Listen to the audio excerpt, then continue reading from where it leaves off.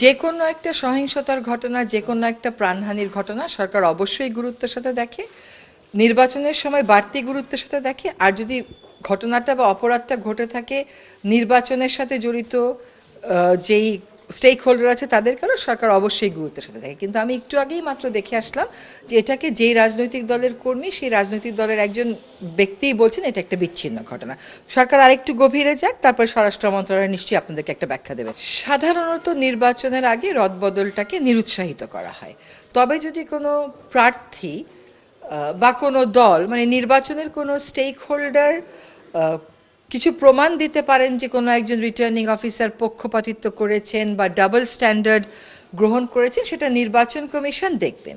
যদি আমাদেরও দৃষ্টিগোচরে হয় আমরাও সেটা বিবেচনায় নিই। যদি আমাদের কাছে মনে হয় যথেষ্ট পরিমাণ তথ্য প্রমাণ আছে আমরাও সেটি বিবেচনা করে ফরওয়ার্ড করে দিতে পারি নির্বাচন কমিশনকে। যার সাথে আপনার বন্ধুত্বপূর্ণ সম্পর্ক, প্রয়োজনে তার সাথে চোখে চোখ রেখে তো কথা বলা যায়, সেটা বিষয় না।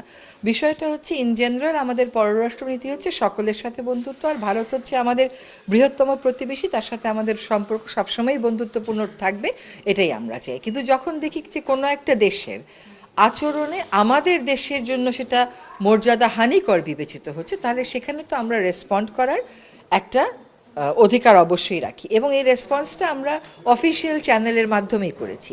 এখন এই জায়গাতে যদি আমাদের একটা রেসপন্স করার প্রয়োজন দেখা দেয়, তার অর্থ এই না যে অন্য সকল জায়গায় আমরা একই রকম অ্যাটিটিউডে থাকবো। তো ভারতের সাথে যেখানে আমাদের মনে হয় যে আমাদের নিজের দেশের মর্যাদার স্বার্থে, নিজের নাগরিকদের নিরাপত্তার স্বার্থে, বাংলাদেশকে তার পররাষ্ট্রনীতির যে একটা মূল মন্ত্র আছে, একই সাথে একটা গাম্ভীর্য আছে, এটা বিশ্ব দরবারে তুলে ধরা দরকার, সেক্ষেত্রে আমরা অবশ্যই প্রতিক্রিয়া দেব।